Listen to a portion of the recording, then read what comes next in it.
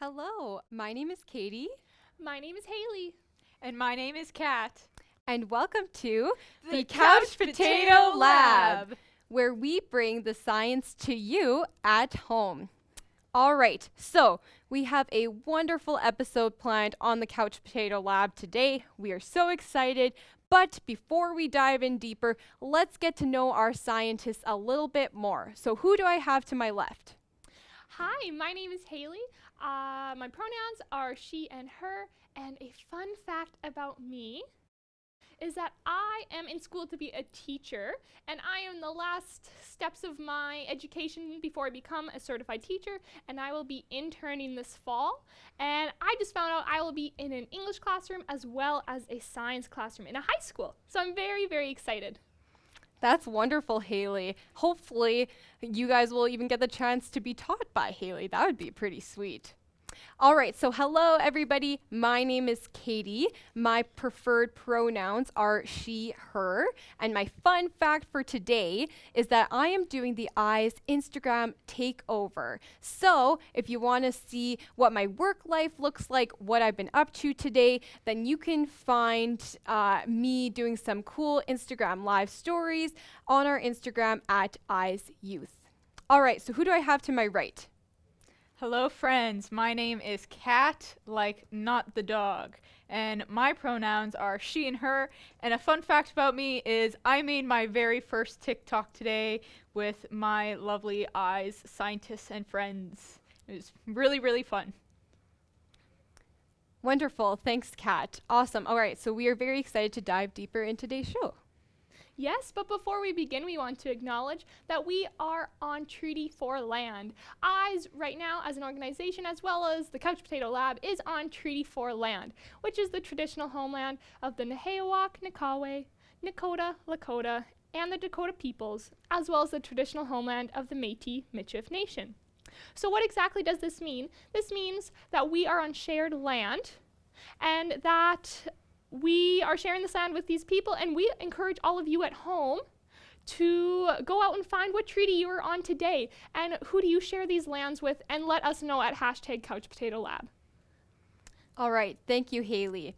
So everybody, if you have been following along with us here on the Couch Potato Lab, you know that we have explored all different types of sciences. We have done chemistry, biology, some space, some physics. We have been with it all the time throughout this entire season on the Couch Potato Lab. Now, today, we want to bring you a different type of science. And this science, what we are going to be talking about today, is psychology. Now, psychology, a lot of people don't think of it as a science, but it most definitely is. Now, psychology is the scientific study of the mind and behavior.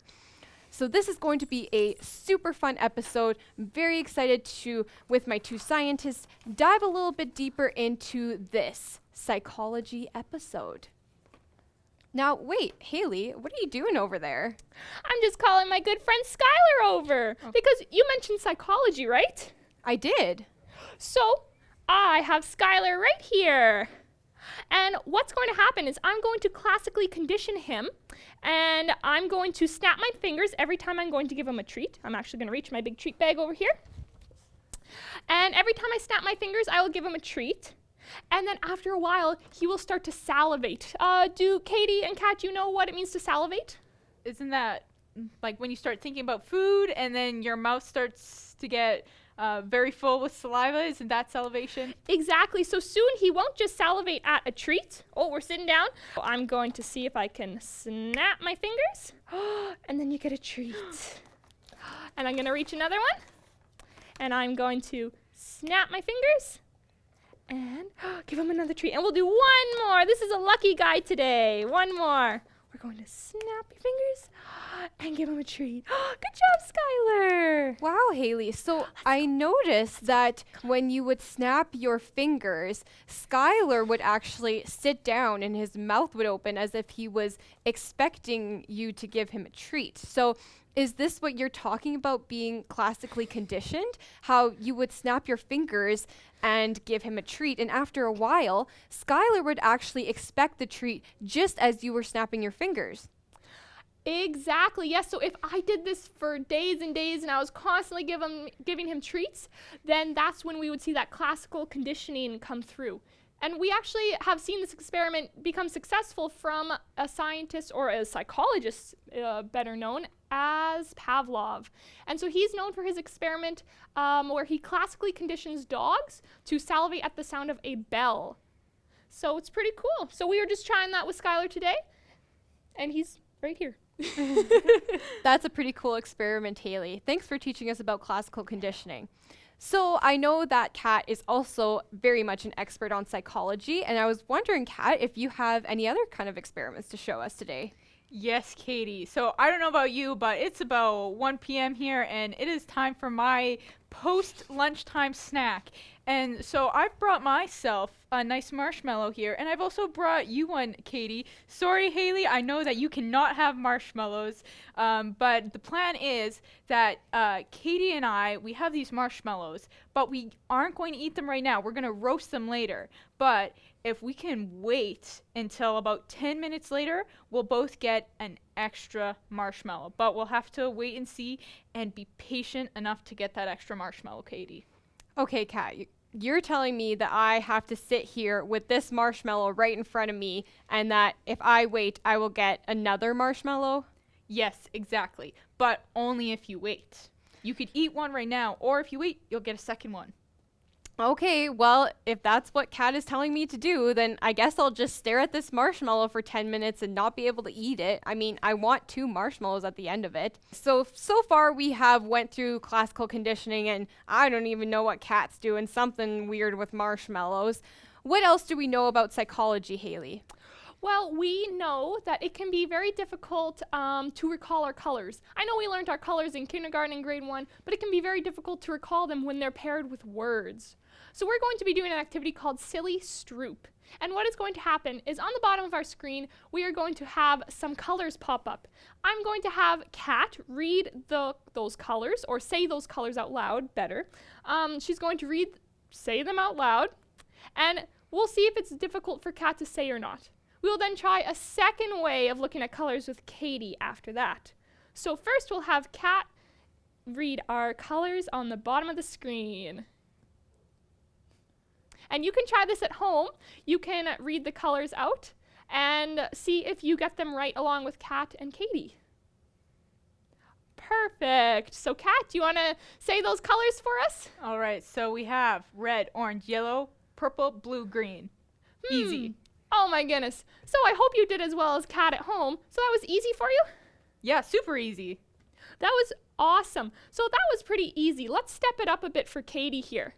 Oh boy. Okay, I'll try, Haley. Viewers, if you want to try along with me, then please do so. I'm a little nervous. Okay, so here our goal is to say the color and not the word, correct, Haley? That is correct. All right, here I go. Yellow, green, blue, black, orange, blue, black, purple, black, red, green, black, green, blue, orange, yellow, black, red, purple. Haley, this is hard. Why is this so difficult? It is more difficult, and that is because our brain wants to actually read the words before we recognize the color. So our reading is stronger than our recognizing of colors. So we have that kind of taking effect there, and it becomes very, very difficult to say those colors out loud. Interesting. You know what? That does very much make sense. Sometimes I find that my brain is too smart for me. I say it goes off the tracks without even me thinking about it. Well, these psychology experiments have been pretty darn cool. But you two have really kind of fuddled with my mind, and I think I'm ready to kind of fuddle with your guys' too. If you guys are ready for it, then it is time for a science showdown. Woo! Pew, pew, pew, pew. All right, so for our science showdown today, we are going to be conducting a memory experiment. So, Haley and Kat, I have placed a whiteboard at both of your tables. Now, viewers, I would love if you could follow this along at home as well. what we are going to do is I am going to read out a list of common household animals. I'm only going to repeat this list once. I'm only going to say it once. You're going to have to make sure that your listening ears are on and that you're following along with us. Once I say the list once, I'll give you a few seconds to write down all of the animals that you remember that I had said. Afterwards, we're going to take a look at how many you remember. Sounds good, Haley and Kat? I'm ready. Sounds good. I'm ready to beat Kat. I'm ready to be Haley. So we aren't supposed to be writing yet, right? Right. We hear the list? Right. Okay. You're going to hear the list, so make sure your pens or your papers are down. After you hear the list, I will give you some time and you write all of the animals that you remember. Viewers, I hope you're ready at home. Here we go. Bird, rabbit, dog, hamster, turtle, cat, guinea pig, lizard, ferret, horse, snake, hedgehog. All right, viewers, Haley and Kat, go ahead and write all of the animals that you remember. Now, is there a specific category that this is, Katie? This category is common household item or animals, not items. I mean, technically, animals live in the house and items live in the house, but nope, this is testing common household animals. And make sure that if you ever think one of these experiments or if they're very interesting to you, you can also create your own little experiments and try it on your friends and family. Make sure it's safe to do so, obviously, but something like this would be actually a pretty fun experiment to replicate with your parents or your friends or your family. How are you guys doing? I think I'm crushing this. Yeah? Yes, I've got almost 10. What? Almost 10? I Yeah. had trouble getting to 6. Wow, you guys look like you're doing pretty good. Should we check your answers out? Yeah, I'm ready. I'm ready to lock it in. All right, let's start with you, Haley. What do you have? Okay, so I recalled a dog, cat, horse, snake, bird, and hamster. Very good, Haley. How many words do you have total? That would be 6. Okay, 6 words. And looks pretty good to my list. Great job, Haley. Kat, let's see what you have. All right, so I have snake, hedgehog, horse, turtle, fish, dog, ferret, rabbit, and guinea pig. Interesting. How did I do? Well, Kat, you can see that Kat has a lot more words than Haley. However, do you spot something on Kat's board that shouldn't be? What? I swear every animal here, that's what you said. I think I missed some that Haley had, but You actually I? did the opposite, Kat, which What? is what I was testing with this experiment. You can see on Kat's board that she wrote the word fish. And actually, I never said the word fish. are you sure? I'm positive. I can definitely have you look at the list after. And I never said fish, even though it is a common household animal. So how this experiment works is that I read out a list of a group or a category of something. In this case, I chose common household animals. If you think of common household animals, you automatically think of dog, cat, fish. Even though I didn't say it in the list of words that I repeated out, Kat's mind filled in that information and she just assumed that I said fish even though I did not actually say it.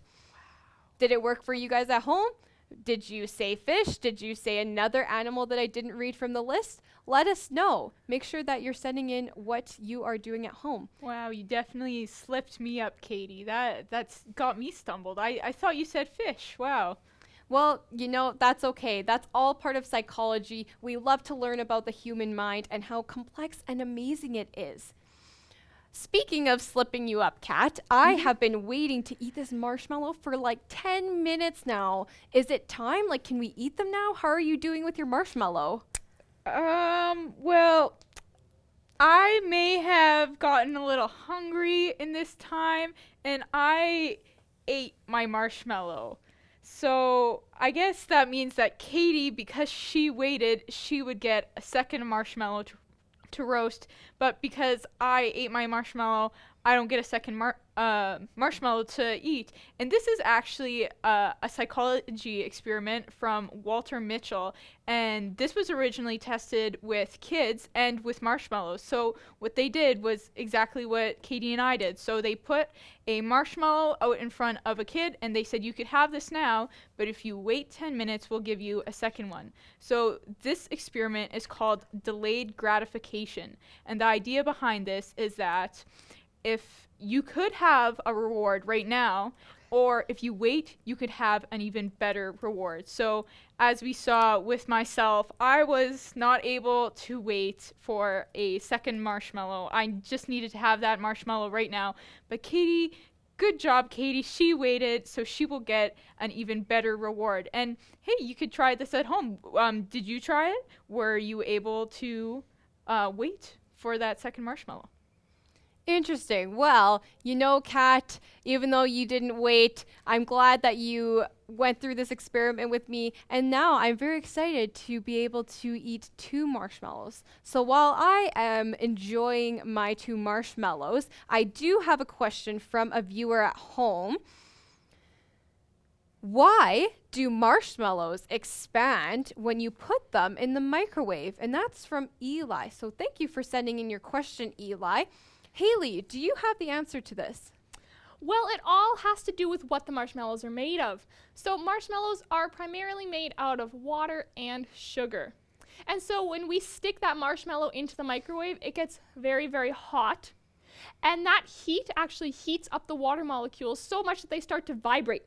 They vibrate really, really fast, and they also begin to expand. They separate from each other. They need more space to vibrate, to dance as they get warm. So that is why our marshmallow expands when we put it in the microwave, is because our water molecules are vibrating and spreading apart. Interesting. So you could do this for making Rice Krispies at home, right? That's the same idea that when you're heating up the marshmallows and you're making a Rice Krispie cake, it all gets really big and you have to make sure it doesn't explode inside your microwave. I suppose so. Yes. Cool. Yeah. Well, that was a great explanation, Haley. Thank you. This is one of the coolest things about science. Everything kind of goes together. We're talking about psychology here, but that doesn't mean that we can bring in a little bit of chemistry and whatever. Well, I have been learning a lot today about psychology. Remember the wonderful science that is the scientific study of the human mind and behavior. I'm wondering, Haley and Kat, if you have anything else for me. Yes, we do. And we have some for the viewers at home. So there's a lot of colors in this room. If you look at the set behind me, you will see lots of different colors in our beakers and other containers. And they all kind of make me feel all these different emotions. And so what we're going to do today is we are going to throw up a color on the screen, and each of us will respond with how it makes us feel on the inside. All right, I'm ready. You're ready, Kat? Yep. Well, let's throw up a color on the screen, and Kat will take a look to see what that color makes her feel. And make sure to join us at home. So if you see that color on the bottom of your screen, think of what it makes you feel. Kat, what does it make you feel? Well, I'm seeing the color red right now, and looking at it, it makes me feel mad. I just feel angry, and like there's a lot of really powerful, aggressive emotions inside me right now.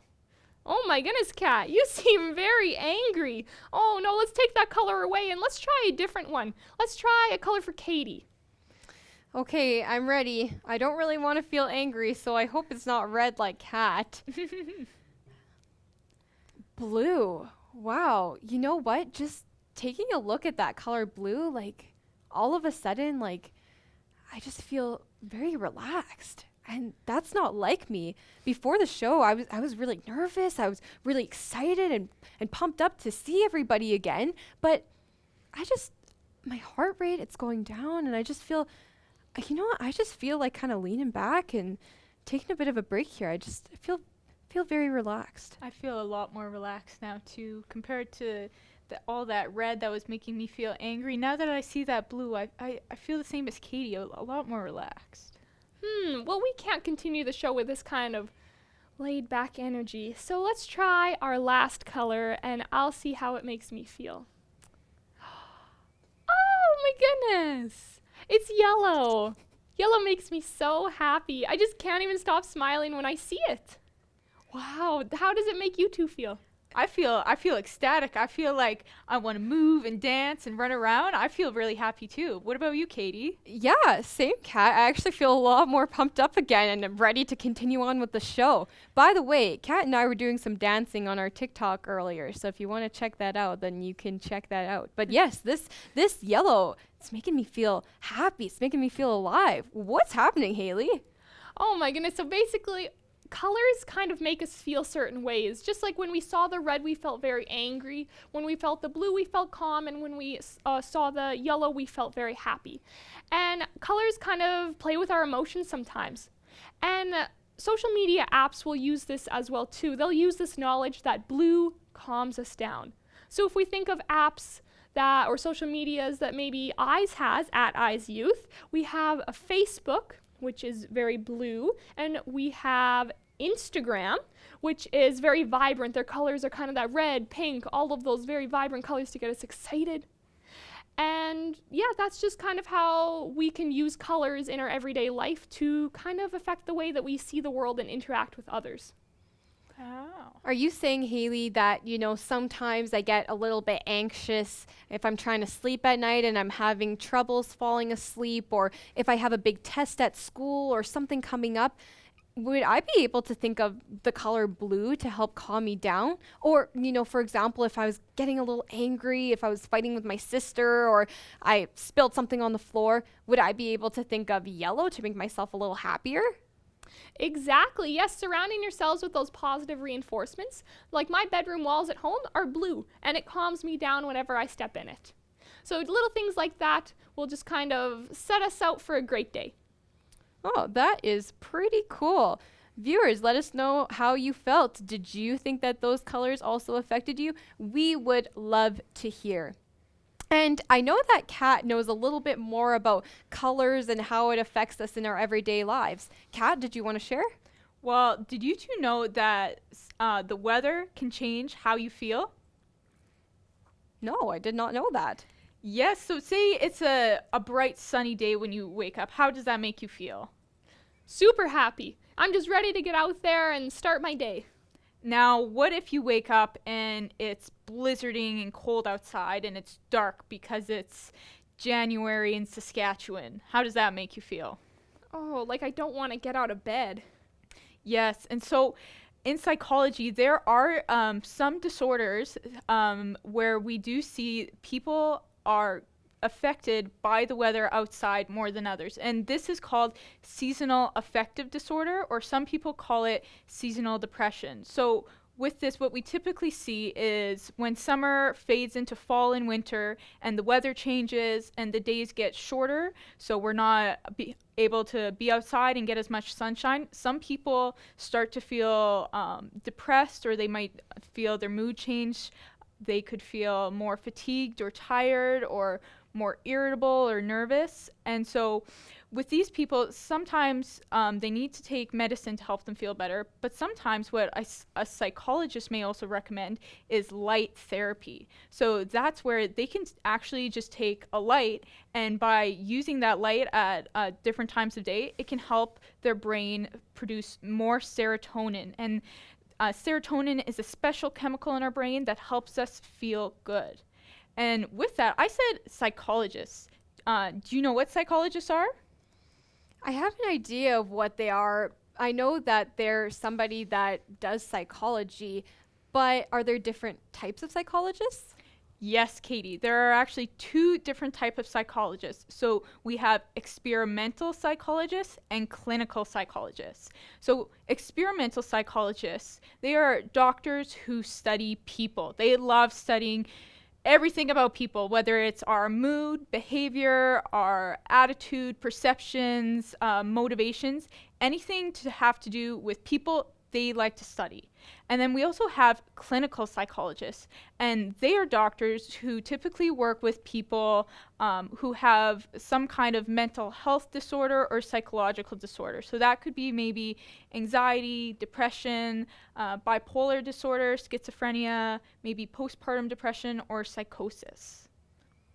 Awesome. That's a great definition of different kinds of psychologists. And based on what Kat told me, that seems like we have been doing different kinds of experiments that different experimental psychologists have set up. Speaking of one of the experimental psychologists we have talked about was Pavlov, we have a question from Jared. And Jared is asking, is it possible to do that Pavlov experiment with humans? Great question, Jared. Haley, what do you think? I would bet that most of our viewers at home are actually already classically conditioned in many, many different ways. And the best example of this is when you are sitting in your desk at school and you hear the bell ring. What does that mean? What does that mean, Katie and Kat? To me, that means immediately put whatever's on my desk aside and it's time to leave. I'm heading out of the classroom, whether it's I'm going home or I'm going out for recess. Exactly. So we've been taught that when we hear a bell ring, that we can kind of turn off our brains and get into recess mode or home mode. And sometimes we might hear our teachers say, the bell doesn't release you, I do. But they actually don't know that you're classically conditioned to not really learn after that bell rings. Wow, great Wow. example, Haley. That's awesome. And thanks, Jared, again for sending in that question. We have been having a wonderful episode so far. Kat, I need you to get something from the basement. Can you go get that thing? Oh, yeah, that thing? Yeah. That thing? Okay, yeah, I'll go get that thing. Awesome. All right. So, Haley, I didn't tell you this before the show, but I'm not actually sending Kat to get anything from the basement. I just needed to distract her for a second. I think that we should play a trick on Kat. Yes! Okay. Let's do it. What kind of trick did you have in mind? Awesome. Well, we have been talking about psychology so far. So I wanted to play a trick on her with a concept called conformity. And I think what we should do is we should try to convince Kat that fire trucks are blue. Oh, I like that idea. Oh, I hear her coming back. Shh, shh. I don't know what to say, Katie. They didn't have that thing. Is that okay? Oh, that's okay, Kat. Okay. Don't. I actually got it yesterday, so I don't need it anymore. Okay. But how do you like the show so far, Kat? Oh, I love it. I love learning all about psychology and doing this all these different experiments together. It's been really fun. Great. Well, I thought we could take a little break, and I have a survey that I'm doing for a class at school. Would you mind answering the question for the survey? Oh, yes. I love filling out surveys. Anything for the greater good. Awesome. So my survey is that 100% of people say that fire trucks are blue. So are fire trucks blue? Remember, Kat, 100% of people said that they're blue. So that means everyone says that they're blue. Yeah, fire trucks. They're blue. Yeah, I know that. Yeah, they're blue for sure. Is that your final answer? Yeah, they're blue. They're blue. Yeah. Well, Kat, if you say fire trucks are blue, you're wrong. They're red. Well, what are you saying? You said the survey question 100% of people said they were blue. I know they're red, but you're telling me that 100% of people said they were blue. So that's why I said that. What? You know what, Kat? Maybe I was playing a little bit of a trick on you from when you made me not eat that marshmallow right away. But at the same time, I was trying to demonstrate the concept of conformity, which is the idea that when you're in a big group, you go along with what the group says, even if you don't really believe it. For example, when I asked you if fire trucks are blue, I didn't tell you that 2% of people said that they were blue. I told you that 100% of people said that fire trucks are blue. Even though you know this fact is completely wrong, that fire trucks are red, you went along with what the group said because I said that 100% of the group said that. So you were conforming to the group even though you know that you were wrong. Wow. So you tricked me. I did, Kat, and I'm sorry for tricking you, but we all know that here on the Couch Potato Lab, we are having good fun. We're all best friends here. Of course, this does have some implications for real life. There is an effect called the bystander effect, which is not such a fun concept. It means that when somebody is, for example, getting bullied on the playground or at school, a lot of times kids will just stand there and watch. They won't do anything to help out the victim or the person who's getting bullied. And that's because if there's already a group of kids there that are just standing around and letting that bullying happen, you don't want to be the one to go and interrupt that bullying because you're scared of what other people are going to think, scared of what the majority of kids are going to think. The bystander effect is a real problem at schools, and we are trying our best to not have that happen anymore so that we can help bullying stop at schools. Now, Katie, I have a question. Does the bystander effect, does that only happen in kids? Definitely not. That's a great question, Kat. The bystander effect most definitely can happen in adults as well. All right, well, we have been looking at a whole bunch of different things so far, and we have touched on classical conditioning before, but I want to tell you guys something about operant conditioning, which is very different than classical conditioning. Operant conditioning has 4 different types.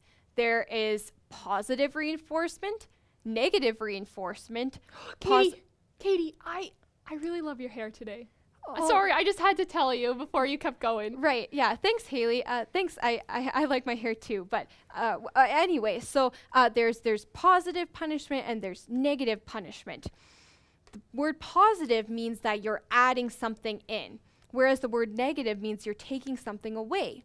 And reinforcement means that you are reinforcing or encouraging that same behavior, and punishment means you are trying to avoid that behavior. Katie, yes, Haley? I really wanted to say that, like, when we FaceTimed the other day, I had a really good time. And I really want to do it again sometime. Yeah, that's great, Haley. I'm just trying to get through this explanation here, so I'm just going to keep talking, yeah. All right, so positive reinforcement is, for example, if you were sitting in class and you clean up your desk and your teacher gives you a candy for doing that. It's adding something and it's reinforcing the behavior so that you'll continue to clean your desk. Negative reinforcement is when you take away something. So, for example, my mom has been pestering me to clean my room for months, and I am not wanting to clean my room, so she kept pestering me. But what I did is I cleaned my room so that it would stop the pestering. That is reinforcing my behavior and encouraging me to clean my room next time, but it's taking something away rather than adding it. Positive punishment would be something like if I didn't clean my room and my mom yelled at me. It is stopping that behavior, stopping the behavior of me not cleaning my room, but my mom is yelling at me and is adding something to the thing, to the event.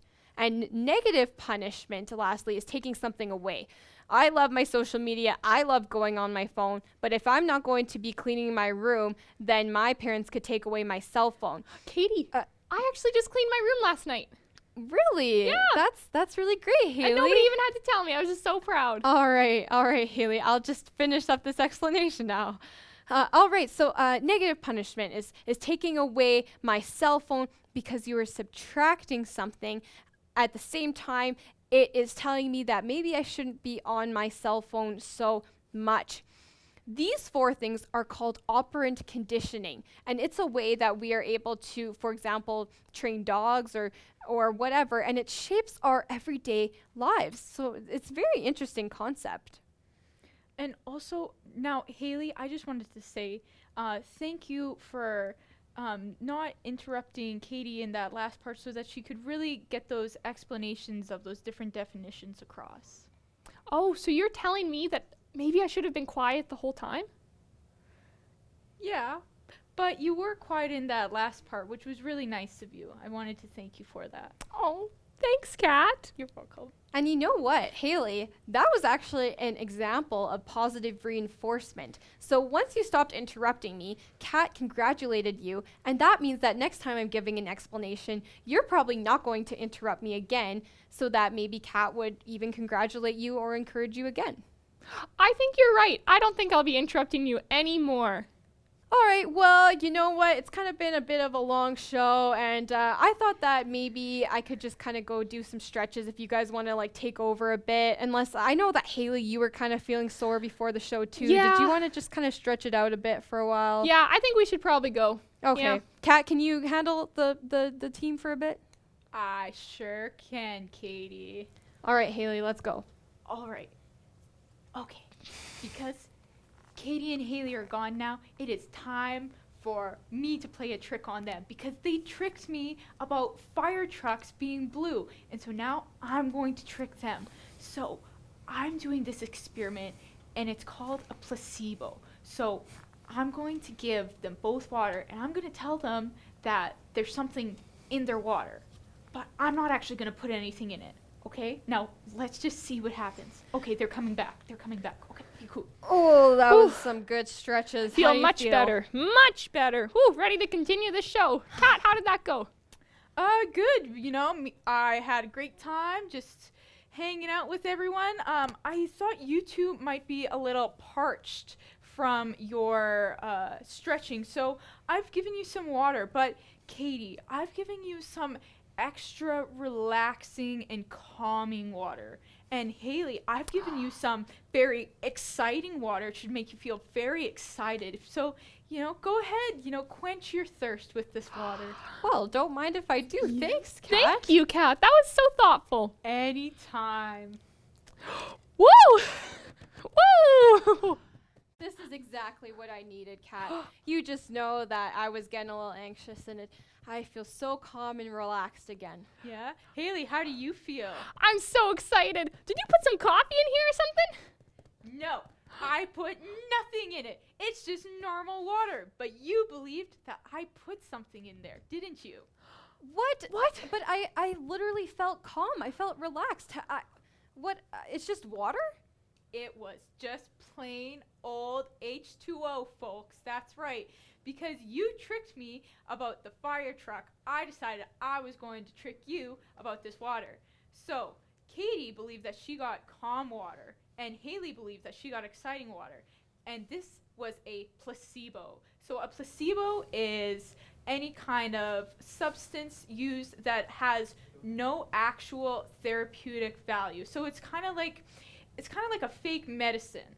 And they experienced a placebo effect, which is a beneficial effect from the placebo that's not related to the actual placebo at all. It's actually just related to the person's belief that they are getting something from the placebo.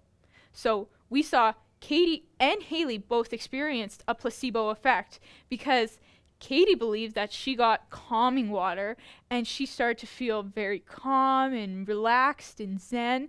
And Haley believed that she got really exciting water and started to feel all excited and ready to go and ready to move. But they actually just got plain old water. So that was a placebo effect.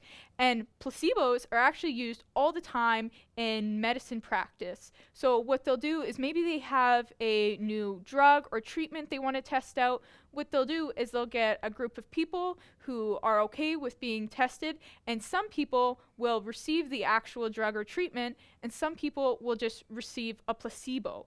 And then after they study and see what the result of it was and see, did people really benefit from the drug, or did the people from the placebo group benefit from, you know, just thinking they were taking a new treatment or drug?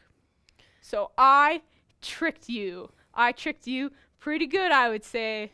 Wow, Kat, you really did trick both Haley and I. And I do have to say that for the sake of science, it was a pretty cool experiment. However, I still am feeling a little bit anxious, and I really do actually want to kind of calm myself down. Kat, do you kind of have anything for us? Yes, I have the perfect thing. All right, folks, are you ready for the Mental Health Club? Oh, wow, mental health club. Yes, that's right. So this is welcome to our mental health club. And you know what the first rule of mental health club is? What is it? It's you talk about your mental health. That's right. And with mental health, we have different aspects to that. So when we typically think about it, you could have things like anxiety or stress or low mood or depression, which are very common. And it's really common to experience these things at different points in our life for a little bit.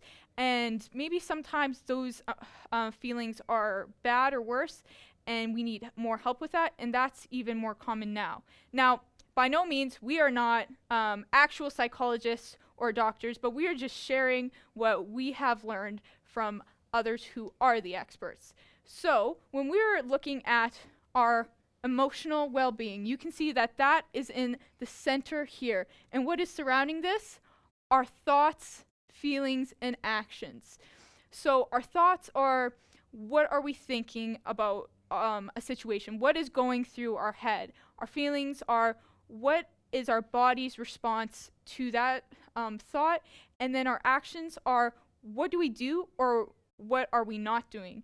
So say, for example, your thought is you have a presentation at school and you're really nervous about it. It's really making you kind of scared. A feeling that you might have is maybe your stomach starts to hurt. Maybe you get sweaty or shaky, and maybe your heart rate increases. And then that might lead to an action. Maybe you decide not to do the presentation, or maybe you have to stay home sick because of the way you're feeling. So all of these things, our thoughts, our feelings, and our actions are connected around our emotional well-being. And it's important for us to understand these things and how we can use these positively to help us work through any kind of anxiety or depression, worry, or low mood. So with Katie and Haley today, I would like to try 2 different exercises that we can practice ourselves and at home if we start to feel these feelings. So with Haley, first I would like for us to try a counting exercise. So pretend that we're really worked up and maybe we're angry about something. Haley, have you ever been angry about something? Oh, I've been angry about a lot of things. Okay, so Haley, what I would like you to try and do is just take some deep breaths and count down from 5, nice and slow. Okay, so I'm feeling angry. I'm super upset. 5, 4, 3, 2, 1. And how do you feel now, Haley? I'm really not as angry as I was before. I'm feeling a lot better. So that counting exercise is a very simple exercise that you can do anytime. If you're starting to feel really worked up, maybe your brother or sister or friend did something and it made you really mad. Instead of acting out, so your thought is that your friend made you mad, and your feeling is maybe you start to get really hot and shaky, kind of maybe like Haley was feeling. And your action would be maybe you would do something mean to your friend. Well, if we can try this counting exercise, we can try and to control those feelings and thoughts so that we don't do a negative action. Now, Katie, the exercise I would like to do with you is called belly breathing. So what we're going to do is I would like you to put up a hand on your stomach. Okay, Yep, got perfect. it. And what you're going to do is you're going to take a deep breath and push your belly into your stomach for 3 seconds. Okay. And then you're going to hold that breath for 2 seconds. And then breathe out for 3 seconds. And then take another deep breath in for 3 seconds, pushing your tummy out. Hold for 2. And breathe out again for 3 seconds.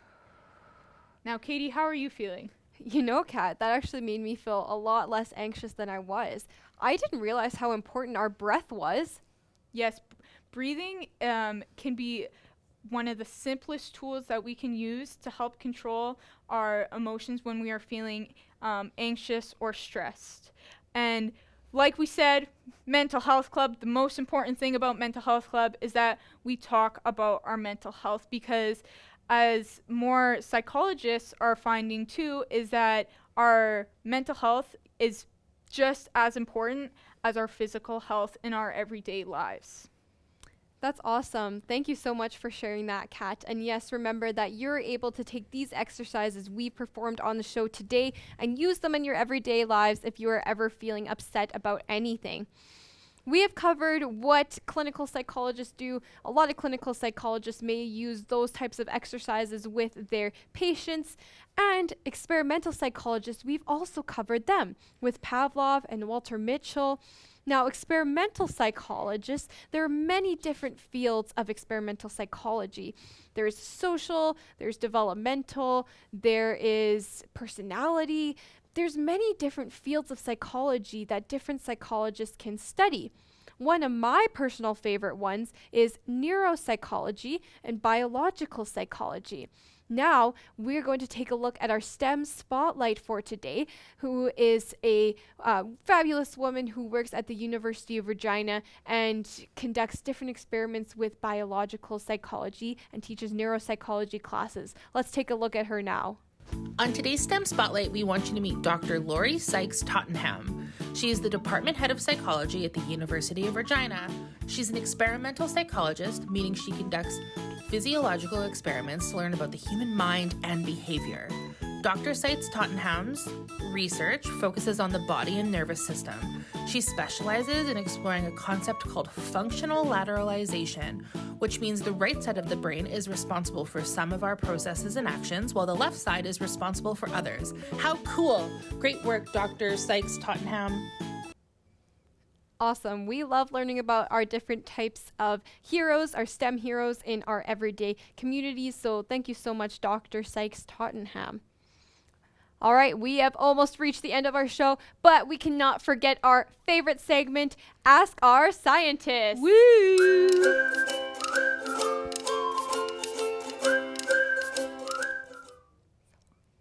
All right.